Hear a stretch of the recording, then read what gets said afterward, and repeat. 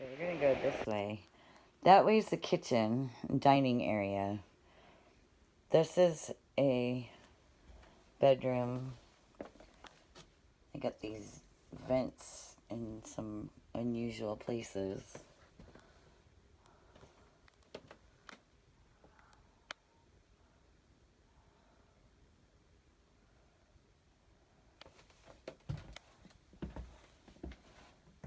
There's a door that is probably blocked off now.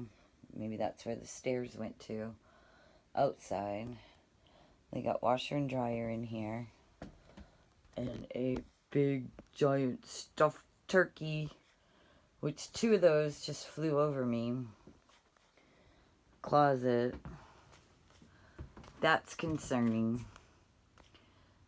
Only because the floors are really warped already. I don't know if you can see the cracks.